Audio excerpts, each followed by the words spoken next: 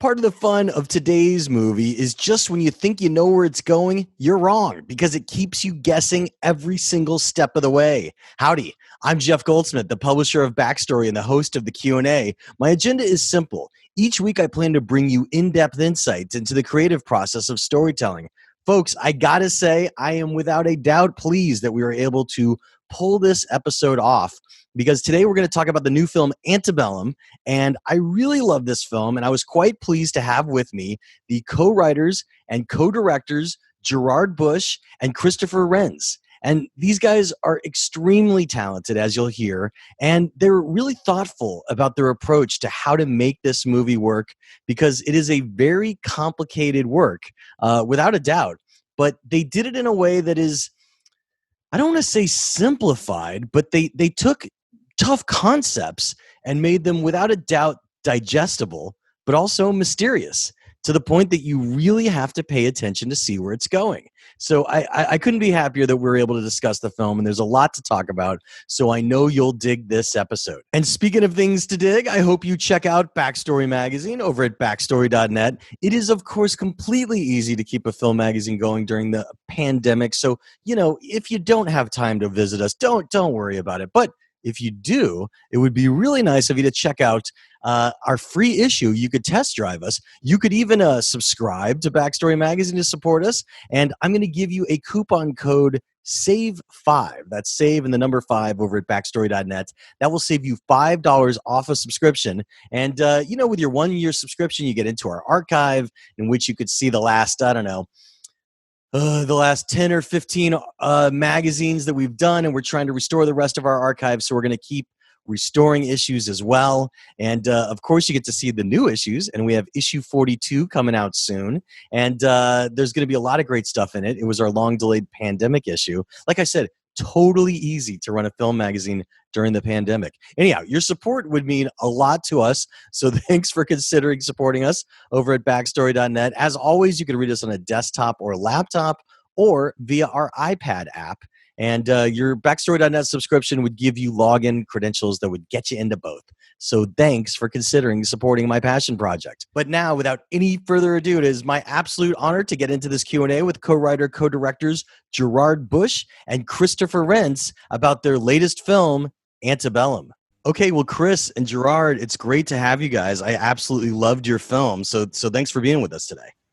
It's our pleasure. Happy to, it's always fun to have a conversation with someone outside of the little bubble of what all of us are experiencing to talk about movies, specifically our movies. So thanks for having us. Yeah, I'm really glad we're able to get you guys. So, I guess the easiest way to start, since we're going to start without spoilers, is really just breaking in.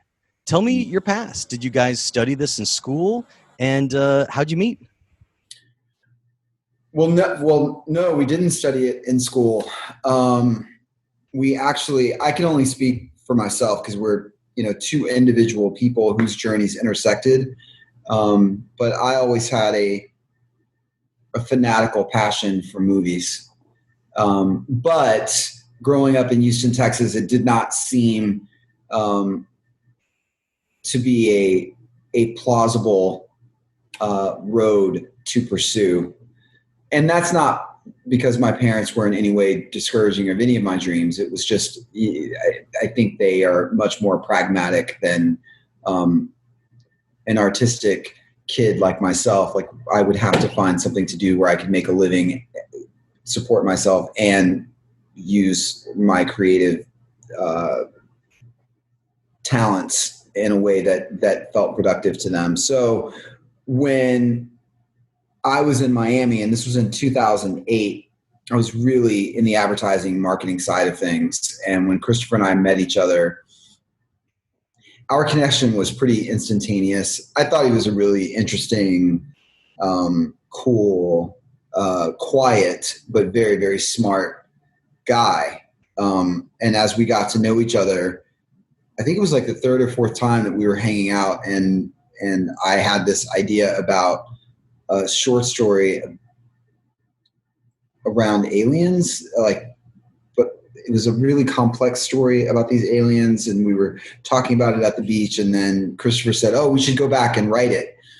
And I thought to myself, wow, like this could be my type of person. So when we went back to my place and started writing it and going back and forth, and we realized in that moment that our connection was deep and durable and multi-dynamic, and there wasn't any idea or any pursuit that seemed too outlandish, but we knew that we wanted to work together, create something really beautiful together in life. And so we said, all right, well, let's create a shop together. That's the best way that we can start honing our unified voice as creatives and make money. That's the way. So we started the BRPR group in 2008. And Christopher was still working his day job at Crispin Porter McGusky. And I was running our little shop out of a hotel room at the Hilton off of Ocean Drive. This guy, during the 2008 economic implosion, and we were at ground zero in Miami with real estate. And this guy had several properties, all of which he was underwater. And he let go of this property for pennies on the dollar. So it made us look really legitimate when we didn't have any clients nor any money really, but it was directly on the ocean, and it gave us a sense of seriousness that we wouldn't have had otherwise. And then we made up these little t-shirts that said recession proof. And it never really happened. I think for the first year or so, we couldn't give ourselves away. And then we met an executive from LVMH who thought we were pretty scrappy and said, I can't guarantee anything, but I can put you in a room, possibly, because I know that Moet and Chandon is looking for a new creative digital shop. It's agency of record. However, there's going to be a lot of big agencies pitching, you know the drill. But we ended up winning that client, and it changed everything for us. And from there, we hired up, got an office, a real office, and then Harry Winston, then Porsche, a lot of luxury clients came along. And then I had a conversation with Christopher where I said, I think that we've lost sight of the original tenet of why we got together to do this, which was ultimately we wanted to tell stories that would that could serve as medicine to help change things, to be a part of the conversation and the zeitgeist, but around a whole host of really urgent issues that we felt were becoming increasingly urgent. And Christopher agreed wholeheartedly and said, well, we should figure out how we're going to do that. And through a connection, we were able to get Debbie Wasserman Schultz, who was the then head of the DNC, into our office. And we spent a few hours with her asking how we could lend our creative weaponry toward some of the issues that they were looking to tackle. That's awesome. I've been making calls and sending texts for Joe Biden in every single one of my off minutes. So that's awesome that you did that. Well, yeah, I'm actually doing something for Joe next week. Yeah, for the Biden-Harris campaign. Very supportive of them because this is the most consequential election of our lifetimes. But that is a whole nother conversation. But she needed help in activating Black folk in the midterm elections. And so we came up with a bunch of ideas and ultimately landed on this commercial and these billboards that we put all over Florida with this beautiful little kid, Black kid, looked just like H&M ads, but they were back to school bulletproof vest. And that went viral and got picked up by Young Turks and then CNN. And then Mr. Harry Belafonte called, and we did Against the Wall, which was a PSA for him that went viral. Then we did a mini documentary for Amnesty International. The then executive director, the then creative executive director, Marvin Bing, is who got us the financing for the mini documentary for Amnesty on mass incarceration. And then the Hollywood Foreign Press and Amnesty International had a big screening ahead of the Golden Globes here in LA. And that was our first big event. It was at the Chateau Roman. They screened our movie, and then from there we did a music visual, like a short film for Title, and we had I think in all it was 5 artists, but it was loosely based on Trayvon Martin. Okay. And that got a lot of critical acclaim. And then from there, Jay-Z called about Kill Jay-Z. But then we were working on Hillary Clinton's campaign. We were just doing a lot of USA, Conservation USA. So it was all ultimately leading us to the point of, all right, well, what's going to be our first, what's going to be our foray into features? And it took us almost 10 years to get to LA. We weren't going to, like, that third day that we met, that we were hanging out, we knew we weren't going to pack up and move to Hollywood. Then it took us almost 10 years later for us to decide, okay, now's the time. So we moved out, and I think within the first 6 months is when Antebellum, when I had that nightmare, then we wrote the short story, and then the short story became the script. And we were we had a bidding war situation within the first 6 or 7 months of moving to LA. So right. And I'm going to get to that in a second, actually, because I am interested to hear about that. But I just want to know, because this is really important. I take Aliens very seriously. Did you guys ever write your Alien screenplay that you came up with way back when you met?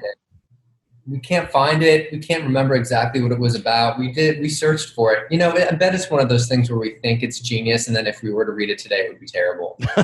Right. I think it was on my Mac account. It was an me account. Right. And I, unbeknownst to me at the time, I didn't know that you had to like spend money to maintain this email address. Yeah, yeah. And it went kaput, like it evaporated. And then I tried to remember every friend that I'd sent the short story to, and no one can find it. But I'm positive that it was, we were so moved by the concept that we got in the cars and left and went back to my place to write it. So see, this is like an Apple Care phone call waiting to happen, man. They can help you. They're going to help you with that. But so look, there's a lot that we can't talk about till the spoiler section. So I'm going to get to it soon because your movie is out. People have been seeing it. We'll make an announcement when we're there, and I'm going to talk about you crafting Antebellum. But one thing I know that we could talk about is your protagonist of Veronica. Mm-hmm. She's a great character. As we see her in the trailer, she's in the present. She's also seemingly in a different time zone as well. But in the present, she eloquently talks about refusing to be silenced and about demanding a right to equality. And it's really well written. And I was at your premiere at the Grove on the rooftop, and I heard Janelle Monáe talk about what the character meant to her, and she was very passionate. I'm just curious if there were any, I hate to say resources, but I'm going to say it, resources like books or speeches or things that for that section of the writing, when she's passionately talking about articulating her voice, that influenced your writing and those monologues that she had in those 2 brief sections of the movie. What's interesting is that we worked as speechwriters for Mayor Suarez, who is now the mayor of Miami. Oh, okay. We were engaged. We've been engaged in a lot of political work, and prior to working on Antebellum, I think the first thing that I'd ever written for Huffington Post, which was about voter suppression in Florida, that went viral and got me on MSNBC to talk about voter suppression. So we are intimately connected to the subject that we're writing about, but also whether it's Karen Finney or Joyanne Reed or Angela Rye, there are a lot of, or my mother or my sister, just really dynamic, extraordinary Black women that are leading the charge as pillars of their community, as mothers, wives. It was important to us that we depict the extraordinary Black women that we have such close knit relationships with. so it wasn't really that difficult. That's cool. For us, like to when we thought about writing the speech, that speech for us feels really natural because we believe everything that she says. We believe every word that Veronica was speaking. It was also important that we look at some of the great leaders of the past, specifically Barbara Jordan, who I have had such a immeasurable respect for. And she comes out of Texas, and she has a very famous line about the American dream as it relates to Black people, and where she says the American dream need not forever be deferred. And so I thought of that with Christopher a lot as we were writing her speech about also, we wanted to say something within the speech that was an Easter egg in the movie itself. Like, yes, so that was important. I think we thought about that, even that superseded everything else, was just making sure that we had those Easter eggs within the speech, but then not making it so obvious. Right. And we'll get to that. I'm just going to talk about your creative habit for a second, just, briefly, and then we're going to get deeper into the movie, but just answer as long or as short as you want. Your creative writing habit, how important is outlining to your process? Well, I think we might do it a little differently. Our outline for the two movies, the two scripts that we've written, we write a short story first, and that serves as our outline going into the script. And then, we each write independently on our own. Gerard will write his pages, email them to me, even though we're in the same house, email them to me, and then I'll read them, edit them, and write my pages, and then send them to him, and he writes, and we kind of build the story and tell the story to each other until we get to that last page, to the ending, and then we finally come together at the same table and work through certain points together. For us, writing is individually, I require absolute solitude, and Christopher requires absolute solitude, and we are both very different people in terms of our clocks. I'm definitely a morning person, and Christopher is extremely nocturnal. But for me, there's this space that has to happen where you got to write, and sometimes you don't think that anything is going to happen and you don't know where it's going to go, but nothing's going to happen if you sit and wait for it to happen. So you kind of just have to go and write. And then something, if you're lucky, magical happens, that the story begins to tell itself. And then you're visited by something else, because the longer you write, the more you're really into the characters and you want to visit with them, and you want them to continue visiting you and giving you the framework for the picture. And the more that you're into it, you can't see it, but then you're slowly pulling out and it's becoming clearer and clearer. And before you know it, in our case, it's putting those pieces of the puzzle together and where they all go. And we're so excited when we've reached that phase, because we're now putting this mosaic, it's all coming together in one place. And it's thrilling when it works. When you come back and I mean, you're always going to have to do a lot of work and go back and continue working, but at least when you know that there's a story here and I can feel it and I feel immersed in it. One way that we're very similar in our writing, though, is we're extremely descriptive, right down to the color of the ribbon in the little girl's hair. Interesting. Very specific. Even in the script stage, because I could see that happening more in prose in a short story, but you do that in a screenplay as well? Yeah, yeah. But I mean, and we had never written a script before Antebellum, and the production designer came up to us, Jeremy Woodward, who's fantastic, and he was so thankful that everything was so descriptive. He's like, I normally have 1,000 questions, but I have, maybe 12. Our scripts are almost like they can serve as really accurate roadmaps in case anything were to happen to us. Someone could take it and really make the directions are super specific. That's great. I hope Lionsgate's going to release some of that as the year goes on, so people could take a peek into that. I would love to put that in my magazine backstory, because that would be awesome to show people. But we'd love for you to read it. It's a fun read. Yeah, we'd love to do that. Kind of put the short story next to the script. I am happy to run that in Backstory Magazine. That would be absolutely excellent. I'm the publisher, so that would be awesome. When you sit down to write, do you give yourself a page count goal each day, or do you spend a certain amount of time that you have locked out for writing? I don't go in with a page count goal. I just kind of have an idea of, I'd like to get through this scene, or I'd like to get someone out the door, or, to the next and that, but no, not a page count. Okay. I think that would be a little too daunting going into it. Sure.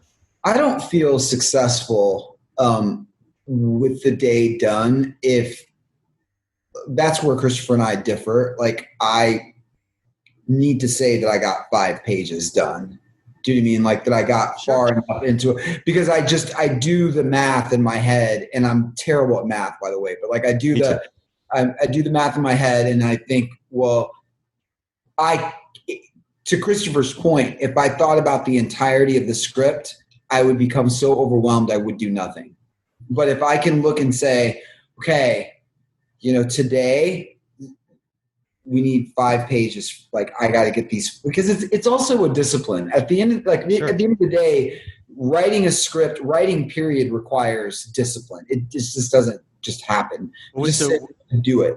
What's so great about it is that you both have a different process, and both of your processes clearly work. So that's what's so great, is it's, every writer's different. That's why I love asking. Here's another question, same type. What do you do for writer's block if you get it? Oh my God. Well, here's the thing. I can't even say it, because my brain is so susceptible to suggestion. You know what I mean? Like, I have such a vivid imagination that I can talk myself right into the suggestion of, like, you could say to me, hey, Gerard, like, do you think that you picked up poison ivy? And I'm like, well, no, like, I haven't even really been out of the house. And then the next thing you know, like, I have created poison ivy on my body. Like, I truly, I could do that. So my experience, it hasn't happened. Good. That's really great. In a meaningful way yet. And I think that's largely because, if I can credit it with anything, it's that I try to only respect the art that's entrusted to me, which means that as long as I continue to serve as a responsible steward for that art, and that I take care of it, and that I nurture it, and that I don't rush it, and that I don't feel like I have to force the art to express itself, that I am respectful of that process, and I allow it to happen as it feels the need to express itself. I think if I say, oh, I need to get this done by 11:30 a.m., let's say, well, the art is not always going to cooperate. It might be that I have to walk away from that, and then and the character is coming to visit while I'm taking a shower, or I'm walking the dog, or the point that I'm making is, I think that when we put art on a timetable and we demand from this mysterious ethos where the inspirations and ideas come from, that they perform like I think that that's when you're going to run into writer's block. I think when you just No, that makes sense. That makes sense. Yeah. I totally get it. Chris, what about you? I mean, I just kind of forced myself. A lot of times I'll just go back into, back guest room and close the door and just sit. Sometimes, you sit there for like a couple hours before you start writing. You sit down to start writing and then you look at other things and kind of exhaust yourself. And then you're like, all right, well, now I'll write. And I don't know. Yeah, I don't like to talk about writer's block either because it feels like it will happen. Yeah. Don't say it out loud. The devil will hear it. It's 2020. Yeah. If it can go wrong, it will. Well, put us, a big last question. Well, actually, one question about your process as directors. How do you guys decide to co-direct scenes? Because, everybody from the Coen brothers down the line, they have different ways of doing it. Sometimes they're directing together. Sometimes one of them's focusing on technical while the other's focusing on actors. Briefly, how do you guys split up your duties? Well, we don't because in the writing portion of it, like we really go into battle. It can be pretty tense with us in the writing process when both of us are really entrenched in a point of view and an idea, and we will debate it for days vigorously.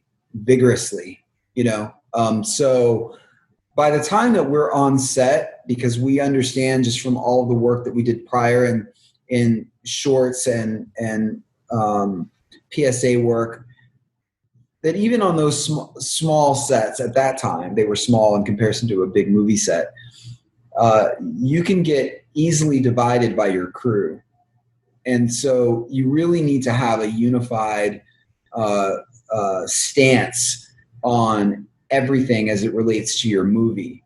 However, when you're dealing with cast, and especially with our movie where some of those environments are especially sensitive, we are hopelessly self-aware. And sometimes, we can look at a set and we'll know, well, we're two guys. We don't want to come in, crowding anybody, especially when a scene has been especially challenging. Sometimes even though we're within 10 feet of each other, you have to know what within your weaponry would be the most appropriate and productive for that particular situation, and talking to an actor about a performance or what we're needing or what we're all collaborating on and trying to get to, and maybe we're just not quite hitting the mark. And so there are delicate ways that you need to have that conversation and thread that needle. And I think that both of us understand that two of us like this, in front of someone is not necessarily the best way to go about doing it. It's a conversation because these are such extraordinary actors, and you want to hear what their motivations are and where they're coming from, and vice versa. And but for the most part, we're always within a few feet of each other. Just really briefly, it's your first film. Sometimes even with a great script, studios try and detach the writers as possible directors. You guys have a track record for short films, for commercials, for documentaries, but not a feature under your belt. What was it like to set up Antebellum as your first feature and stay on to direct? And then we're going to get into the spoilers. Number one, we have a fantastic entertainment attorney, Danny Passman, and that's essential. Say his name again. I didn't hear you. Danny Passman, fantastic. As far as making sure that you're completely covered, and that what we write we also direct. That was kind of the deal going in. I think also, we are what we are, which is we create everything that we direct. That's just who we are as artists. And I think that the studio or any studio knows what they're getting when they get us. It's our first feature, but we've been preparing for that opportunity for a long time. Like, I think the 10 years prior was all our understanding of our unified voice as artists. I think that it's already difficult enough to understand your individual voice as an artist. It's much more difficult when you blend those things.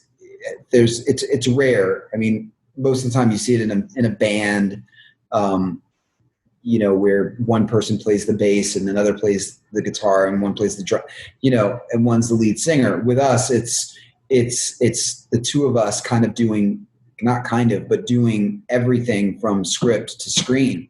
And so we're super specific in what we want.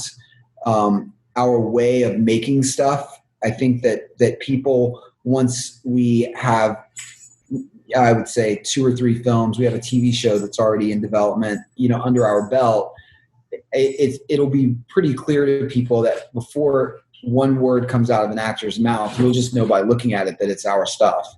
So we're just super specific. We had some other amazing producers on as well, but we produced the film as well, which we're doing for our next. That's great. Film also. Yeah, that's awesome. What was the budget and schedule that you could tell us? Well, the schedule was terrible. It was, I think we had 27, 28 days. Wait, really? Wow. Yeah, and wow. It's funny, the budget that we see online now is not the budget that we saw, but the budget's not right. The budget was under $10 million.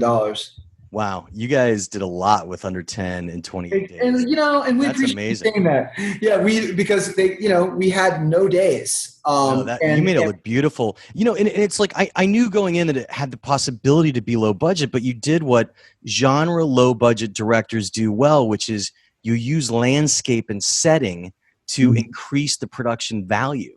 And your plantation scenes were beautiful.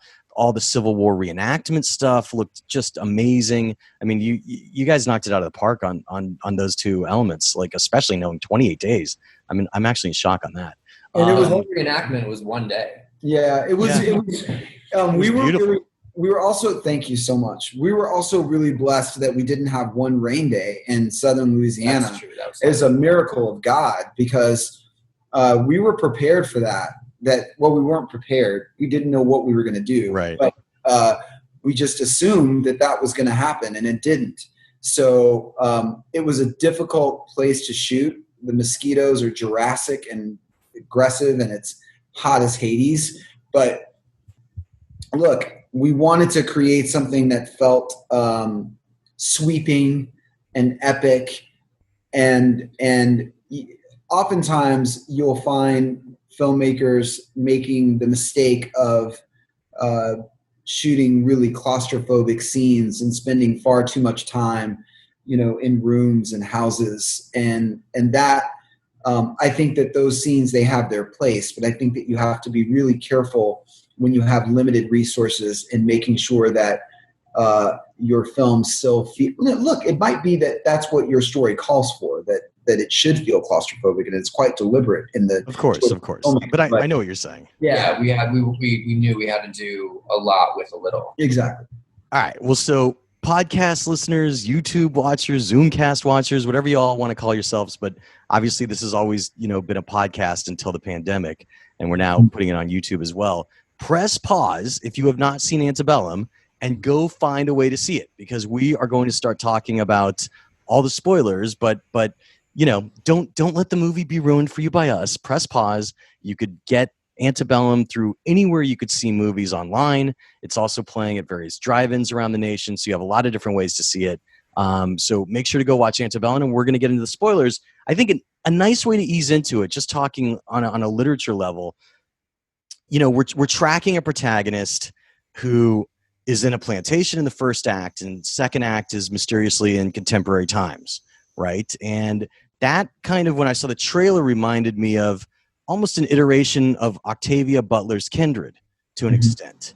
And I'm curious if you guys were at all influenced by that novel, which is in its own right famous and is in no way your movie, but kind of has a setup of someone, an African-American, being dragged through time.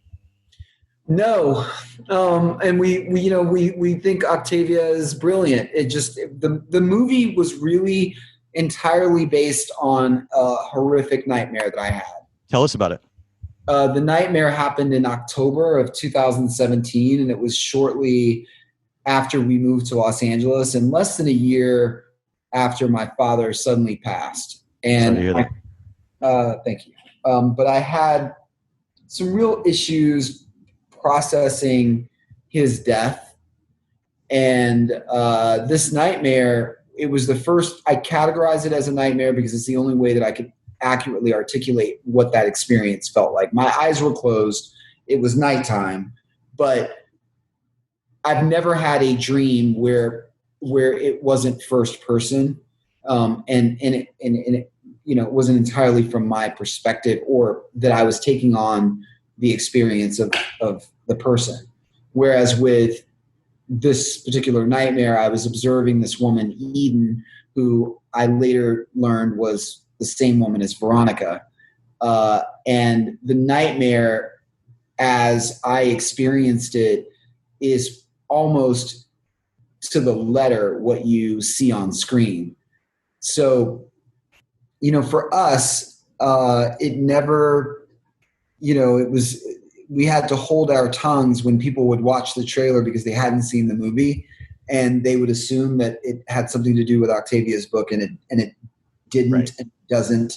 And then when they see it, now all of those people that were so convinced, Right. you know, had to go back and eat their words. But no, That's fascinating because, you know, James Cameron had a nightmare that kind of led into Terminator. And oh really? Wow. yeah, he had a nightmare that was the visceral image of the robot, I want to say emerging from its own flesh, right? When the flesh drops out and it just becomes like the silver robot in the original Terminator. I think that's what really gave him a scare, and he started, and it was also about nuclear war, and that's what led him to write Terminator. I also think he had a fever, though. I think that was the other thing that was going on. I didn't have a fear. Yeah, you didn't have a fever. I was yeah. It was a really, most of my ideas though come from, or if you want to call them ideas, but most of my inspiration comes from dream state. You know, like it's either, that's awesome. yeah, it's either like it's something from a dream or even a daydream, but allowing the mind to wander into these places. I think that all of this is really mysterious. Ooh, hey, I'm jumping in really quick to remind you to check out Backstory Magazine. That's right. It's my passion project. So that is the only reason I'm jumping in to remind you, because it's kind of tricky to publish a magazine that's a film magazine during a pandemic when there's no films in theaters. But we're doing it. We're getting by, and we can't do it without your support. So I hope you will check us out by test driving us, by reading Backstory Magazine. You can read the free issue over at backstory.net on a desktop or laptop, or via our iPad app. And you could even save $5 with discount coupon code SAVE5, like save and the number 5, over at backstory.net. So I hope you'll consider that as well. And of course, that discount code will only work for you at backstory.net, but it will also give you access to our iPad app as well. So you have that going for you too, kids. There's a lot of options there. And, you know, we are going to publish our much delayed pandemic issue quite soon, issue 42. And so you'll be getting that along with your subscription. And you'll also have access to our archive, which currently goes back to around issue 30 or so, but we're adding new issues into our archive so you could read further back into the past as time goes on. But we're trying to focus on new content as we do that. So that's why it's taking some time. So look, I really appreciate you considering supporting Backstory Magazine. It is my passion project, and it is definitely not so easy to run during a pandemic, so your support means everything to us. But now, without any further ado, let's jump right back into our Q&A with co-writer, co-directors Gerard Bush and Christopher Renz about their debut feature film, Antebellum. One of the things that I would also say is, like, some people, once they've seen it and understand it, because, you know, the movie, you know, Veronica, basically, as we learn, this is the big spoiler again, press pause and come back only after you've seen the movie, because we're getting into it now. Veronica isn't time traveling. She's also not being pulled through time through some supernatural mechanism. Mm-hmm. She's been kidnapped by a group of crazed Civil War reenactors, and that's how she's on a plantation. And it's a fascinating idea in which you're almost taking the concepts of ideas that we saw in Get Out or even M. Night's The Village, and you're smartly combining it with, you know, a social platform about equality in the sci-fi genre, which is what all good sci-fi stems from, having social context behind just, you know, the genre as well. And I'm just curious how those elements dropped in, or was it again all from the dream in which she was an outspoken woman of color and therefore targeted and dragged off to this crazy secret place by this crazy secret cabal. We wanted to look, there was a lot of work that we did. A nightmare is a nightmare, but there's a lot of work that had to be done to make this into a viable script. When we look at the script, once we finished the first draft, it felt like Alfred Hitchcock meets The Color Purple. It had this kind of WTF feeling, but these people are white supremacists, and white supremacy for us has always been a fascinating line of inquiry. I think both Christopher and I are both, we're fascinated by the collective psychopathy that can metastasize so quickly within a society when it erupts and it's left unchecked. And we looked at Nazi Germany, and then you look at, before that, antebellum America, and then the Jim Crow South. But then when you intersect that collective psychopathy of a society with technology, which we're only beginning to scratch the surface of what that looks like. But for our purposes within the context of Antebellum, shifting that paradigm and that perspective by combining the technology of today and playing with perspective where there's so much that we're saying, or at least what we're attempting to say in metaphor, whether it's the airplane that flies overhead and how there can be so much suffering that's going on right underneath our noses, but we're too busy in our modern, highly technological lives to even realize what's going on around us. And what we're trying to say is, let's wake people up out of this sedation, out of this sleepwalk, before we sleepwalk right off a cliff. Yeah. And in many ways, the movie Antebellum should feel exactly like a nightmare. So when you have it, you've entered into the nightmare. And then at the end of it, when it ends abruptly, that's you being awakened from the lie that was your sleepwalk. Like, we've told you the truth. We've brought you into something that's really confrontational and demands the participation of the audience. It's not a passive watching experience. It's a really, I think the reason that so many people have such a visceral response to Antebellum is that it's a blooming, dynamic movie, that your brain goes back to what you saw in the very first 10 minutes of the movie and now has a completely different interpretation of that first 5 minutes than you did at the time. And then you were thinking, if you're a real cinephile or history buff, you're thinking that we were quite sloppy about a few things in the beginning. And then it's only, and you're grading the film and saying, these people. And then it's when you get to the end of the film that you tie it all back together and it's, aha, everything was deliberate. So yeah. It's interesting because your act breaks, it starts on a plantation. So of course, even like M. Night's, Fifth Sense, Sixth Sense. I was almost going to say Fifth Element, which I was recently watching.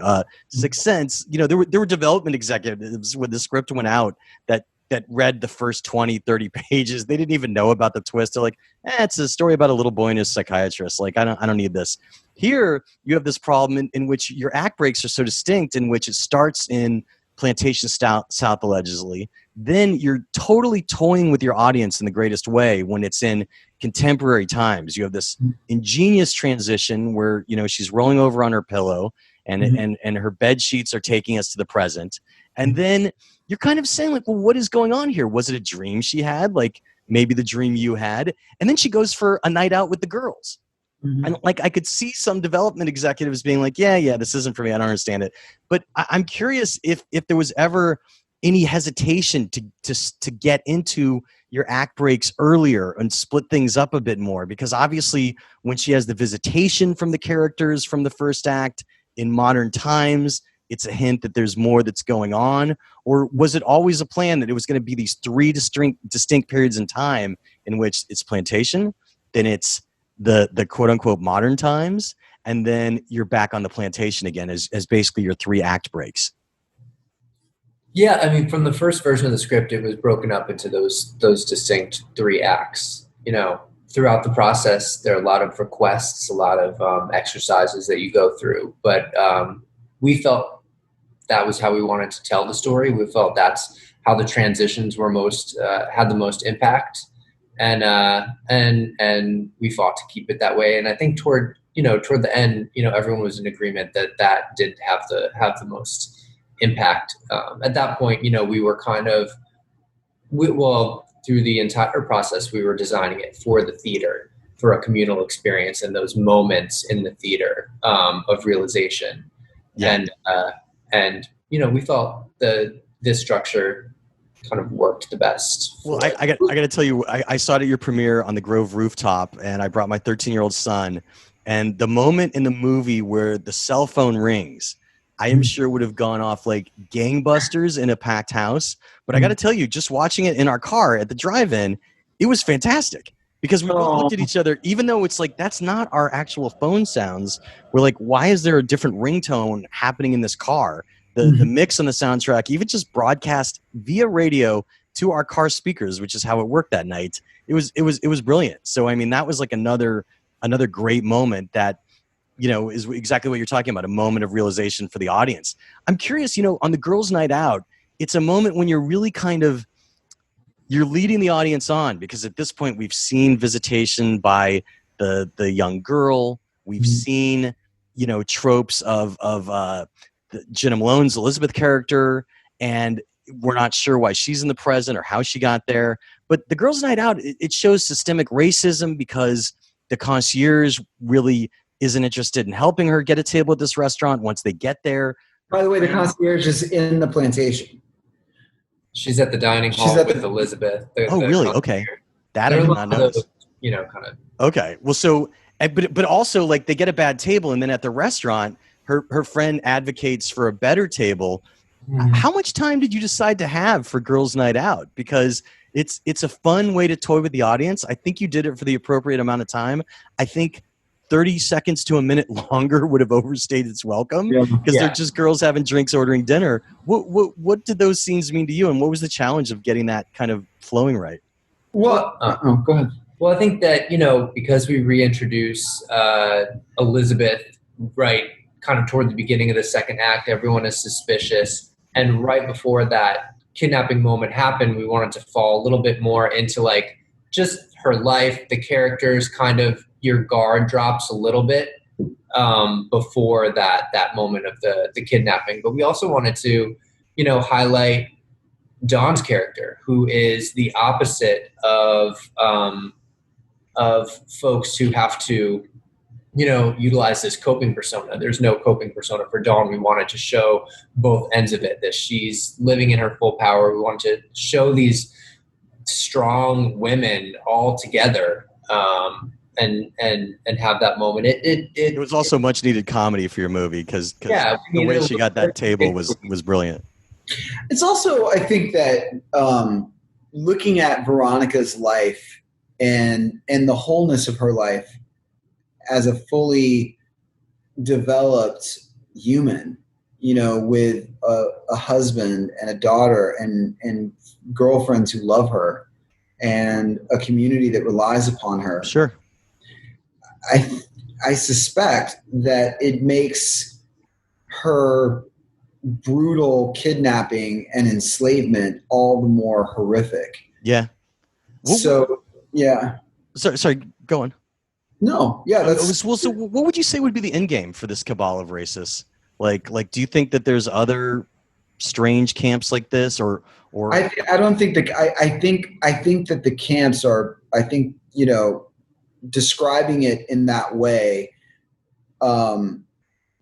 would, and I mean this for me as well. I think it's reductive to the systemic reach of this virulent brand of white supremacy. I think, just as him says in the movie, we are nowhere and everywhere. I think that they are omnipresent, and I think that they have the levers of power at their disposal. In this movie, it feels so prescient or prophetic. The scene when the senator is on the phone at his horse and says, the ballot box will go our way and the courts will follow. Right. Yeah, that was. I was wondering if that was like reshot, because it seemed like you could have done it yesterday. Unfortunately, no. Isn't that crazy? What do you think their end game was? I mean, were they going to kill their captives after a certain amount of time? I think that these crazy people believe that they are getting closer and closer to this great revolution, and that we are going to start all over again. That there's going to be such a depletion and competition for resources, and that they are going back to what they believe is their national estate and starting to build these things out. You know, in the same way that you've got these doomsday preppers, right? You know, that believe that they're preparing for end of days or the end days or the end times. They also believe that they're preparing for a correction. Well, it's funny because that's, you know, the title of your film is Antebellum. And as we're driving into the premiere, I'm explaining what the title means to my son. You know, it's pre-Civil War South. It's their quote unquote gilded age in their own eyes, even though it was a terrible, dark time in American history where horrible things were happening on a daily basis. And they idolize those days. And then it starts in the middle of the Civil War, right? Like, because you're seeing like there's soldiers, you're seeing like there's active troop movements. I'm like, well, that's not really pre-Civil War. But of course, it relates to this idolized amusement park of Civil War reenactors that we learn about at the end. And so that was like, you know, it was a fascinating title. Was it always called Antebellum? Okay. From a dream. But also like Antebellum, what we would also say is that Antebellum, the definition of that word, means a period before a great civil war. A period before a great civil war, specifically the American Civil War. And the question that I would pose is, are we talking about then, or are we talking about now? That's fascinating. So I hope we're only talking about then, to be honest. We need to put a stop to these folks. Well, so, you know, you did great things with iconography, the token of the necklace from the woman's neck in the beginning that was at the smokehouse, and her husband found it as a way to introduce the smokehouse without ever saying its purpose out loud. I thought was brilliant, and that was a great setup and payoff that I want to commend you on. But, you know, you were peeling back the curtain for your reveal. And I want to talk about the difficulties you faced on the page of that cell phone ring that we were talking a second ago. Because even though in the initial conversation, I wrote a note that I was looking at right before we signed up to make sure that I wasn't crazy on this call, in which he says something about the controls. And like it almost like if you're not hearing every word, it almost seems like, oh, he could still be talking about a time machine, and maybe for some reason his cell phone is working in the past. You know what I mean? Well, talk about that. Talk about that unveiling and pulling back the curtain, because as it goes further and further back, and we realize that there is no time machine, these are just crazies in contemporary times. You handled it beautifully, but that's a tough trick to pull off, because if you do it too fast, it's confusing. If you do it too slow, the audience is ahead of you. So, what were your challenges with that big reveal of when in time they are, and what sick minds are really running the show here? I mean, I would say it was really interesting for us to find out the different points when the audience was kind of getting what's going on. We thought early on in the process that folks would get it right at the cell phone ring, kind of know what's going on. And while we, you know, while we don't love the testing process, what was great about the testing process was that we were able to find out when different people were getting it. Some got it, you know, around the phone ring. Most people got it back when the general had the cell phone at the horse. And then there were quite a few people who didn't get it until the actual end with the sign and the reenactment. So I think it works really well for different folks, to kind of, there isn't one giant reveal like when they go back at the end of The Sixth Sense and show all the moments. Right. What we find for ourselves is that the thing that is the most entertaining is solving a mystery. And we deliberately try to throw the audience off with these misdirects, because even when the phone rings the first time, you cannot help but wonder, at least that's the intention of us from the filmmakers, that did she have a dream? Every time she closes her eyes, does she find herself back in her ancestors' shoes, living on this plantation? Because that's a hell in and of itself. Like every time you go to sleep, you're in slave time. That's another movie. So maybe it's that, but even when we show you the little girl in the elevator appears ghostly because she's wearing the same garb as those pre-era Antebellum South times. But if you look closely, she's wearing the Nike shoes. She's dragging the little black doll. And she's just in her normal outfit. But seeing that within the context of the modern world is, I think it cuts a ghostly silhouette, and so it was that adds moment. more to the intrigue of, of what that looks like for the audience, that it can appear sort of ghostly and supernatural, which we love. Did you need to rewrite anything during production? Mm-mm. Okay, great. One of the sequences that seemed like it would be tough, I've always heard, especially from first-time directors, stuff like this is there was a great gunfight on the horses between Elizabeth and Veronica. And, horses don't like guns shot around them. You're directing horses, for God's sakes. Mm-hmm. What were the challenges of that great sequence where they're shooting with automated weapons, they're riding, they're doing all that? It was a great sequence. Well, we have Gary Marcus, who is the most incredible AD that anyone could ask for. We had an incredible stuntman and stuntwoman crew, among the most talented. It's our first feature, but Gary Marcus and Alex made sure that we had best in class across the board on our set. Even with the horse wranglers, we had, I think that they're a pretty famous family out of Texas that drove up with all of their horses. It was great. And it was just, look, we were exceptionally lucky to have the good sense to have brought on best in class talent in stunt people and crew. They made that process much easier than it would have been ordinarily. Also, Jenna Malone is fearless. Yeah, she was great. There was a moment that she got a spark from the cap of the gun, and it went directly in her eye. We caught it on camera. It was devastating, and she wanted to keep going, and obviously we had to stop for the day. Like the spark went into her eye. Yeah. So it didn't phase her. She was like, okay. In it. Well, so I know we're starting to run out of time. A few lightning fast questions, because I definitely want to get these in. Editing's the last process of storytelling. What surprised you about your editing process? Is there a scene that you had to learn from, that you had to cut, that you feel you wished you could have kept? It would be on the Blu-ray extras that you want to tell us about, or did you not have anything to cut like that? Wow, we loved it. If it were up to us, our movie would be 3 hours and 12 minutes.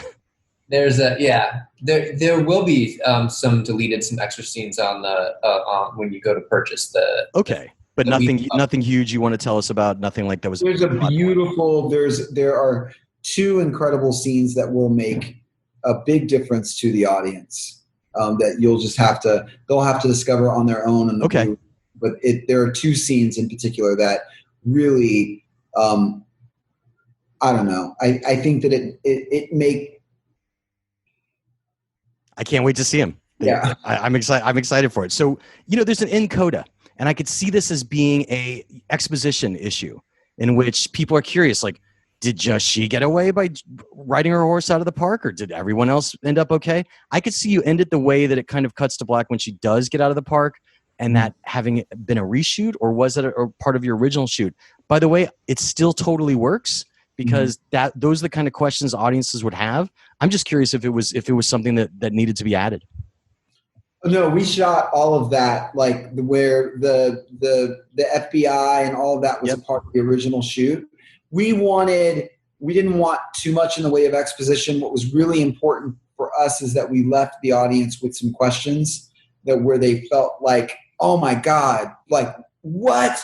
And they could really review it in their minds. But those additional pieces, they were shot all a part of the schedule. Yeah, we had them ready to go. Yeah, that's good. What was your toughest scene as both a writer and a director? And you could both answer differently. And then I just got one more really important question after that. But starting with the page for each of you, what was the scene you kept coming back to?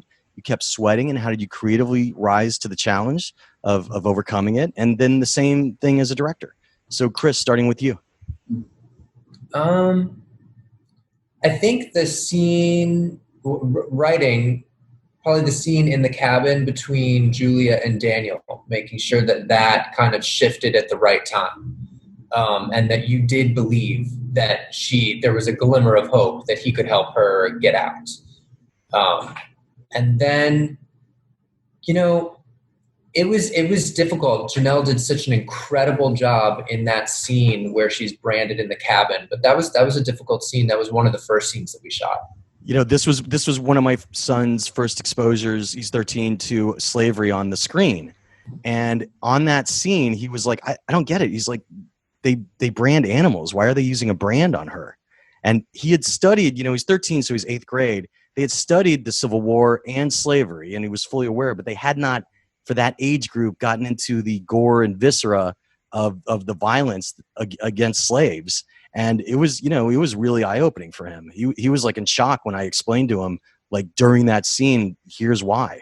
These people saw their fellow man as animals and treated them as such. I'd say that the education probably doesn't get better as you go into high school. People don't learn exactly how horrific it was, and so it was important to us to make sure that we did show certain things and kind of supplement the education system with the art. Gerard, your toughest scene on the page, and then your toughest scene as a director. The toughest scene on the page was definitely the indoctrination of Eden by the senator. On the page, it was actually much, in the short story anyway, it was much rougher than what you see on screen. We had to really take that down a notch. In the actual direction, the toughest scene was the battlefield for me. And it was because the battle scene was so crucial, because it is your last opportunity at this misdirect in us asking ourselves the question as an audience and as a society, which thing are we performing? Are we performing civility, or are we performing the reenactment? And as we're going through the battlefield, it looks so real. And I think that some audience members are convinced that she's going through the final vortex of something that's getting her through this, I don't know, time travel. And then when you finally see the spectators coming in and she passes the sign and you get it. But shooting that scene was incredibly difficult, really worrying, because there were times that it didn't look like it was going to go our way. And it was crucial on so many levels. That scene had to work on every level in one day. And so that was the toughest as a director. Yeah, I mean, you know, at a drive-in, you really can't clap. You honk your horns, you flash your lights, and I just didn't want to distract other viewers at that point. But if I was in a movie theater, like again with tokens, you used the necklace earlier. She grabs the Union jacket when she's riding, and it's like that was just badass. And then the bulldozer demolishing the sign, another like clap-worthy moment that was just awesome. So like I love those moments. They were fantastic. It also it says that we're all in this together. We're all in this together, and the only way that we're going to get out of it, it's us who are going to save us. Yeah, absolutely. I guess a good place to end, and I can't wait to see what you guys are going to do next and what your TV show is. But I know we're running out of time. I'm curious because we've had a lot of talk this year, finally, more so than I've ever seen in my life, about making the playing field more equal for people of color, especially in Hollywood. And I'm curious what your thoughts are on if there's things that you think would be ways for improvement beyond the previously tried ways that we've had. I think that we, as I'm speaking as a Black artist, I think we as Black artists have to start helping other Black artists. I think that we can't constantly look to the infrastructure that has already and always been in place and point the finger of blame toward them. I think within our own community, there's this sense of scarcity. And because of that scarcity, we're not always so supportive of one another. And I think that we need to get to this place where we start championing a new generation of Black and brown and LGBTQ talent. And we have to take responsibility for that, in as much as the people that are currently writing the checks are going to have to take a new responsibility for what these stories look like that more accurately reflect the world that we live in. But I'll tell you, for Bush and Renz, that any daring Black, brown, LGBTQ filmmaker, storyteller that is trying to say something of meaning, we're going to champion them. We're going to scream their name from the rafters, and we're going to continue to make sure that people like that are on our projects and that we have them at an earlier on-ramp within the funnel to be a part of this process and making great art. We have to take responsibility for ourselves and for our own community. And you hear all the time about, we're out here championing Black art. And what I would say is, well, show me how you're championing Black art as a Black artist. Show me how you're stepping up to the plate and supporting this movement and this Black Renaissance with using your prestige in your name to help build a bigger tent, and inviting other people into your sandbox. For us, it starts with Bush and Renz as we continue to see our opportunities increase to then not only leave a door and a window open, but also put a ladder down for somebody else to climb in behind us and to help them up. And that's awesome. What I would like to see more of, and we're going to participate in that process. That's awesome. And it's there's an old adage for independent filmmaking of people of all backgrounds, that says, don't wait for the lightning to strike, create your own lightning. So I think that's great that you're going to take the initiative and you're going to bring new voices into the spotlight. I think that's fantastic. It's also really great. It's also really great business. I mean, there are these incredibly talented people out there, phenomenally talented, and we can't wait for them to, our next movie, Rapture, which is already with Lionsgate, and we're going to be moving into pre-production hopefully in the next, month or so. We have a beautiful television show that we cannot wait to talk about. A lot of stuff, but we intend on bringing, especially with the television shows that we're doing, we want to bring in these brilliant new artists and have them lend their voice and their unique perspective on the world to this art. And it's only going to create more opportunity for people that look like us and that can speak to our experiences. And it's going to feel even more authentic for the audience because they're going to see something that actually reflects the world that we live in. So as far as we're concerned, that's just really good business. Doing the right thing oftentimes is really good business. What could you tell us about Rapture? We can tell you that Rapture is about the sudden disappearance of millions of people around the globe. And that it's much more disruptive than Antebellum. It'll be a big conversation. It's a big movie that is gonna make some people mad. So it's delving into religion, obviously. Yeah, we think it's incredibly entertaining, but yeah, it also deals with the environment and the weaponization of organized religion. Yeah. That's awesome. That's awesome. Well, you guys have been very generous with your time. I can't wait to see what you did next. I cannot wait to see what you do next. And I loved Antebellum. So thanks for chatting with me today. Oh, it's our pleasure. Thank you for having us. Can't wait to come back and talk about our next thing. Yes, it'll be awesome. And that's how the Q&A went down. Special thanks again to co-writers and co-directors Gerard Bush and Christopher Renz for coming down to discuss their debut feature film, Antebellum.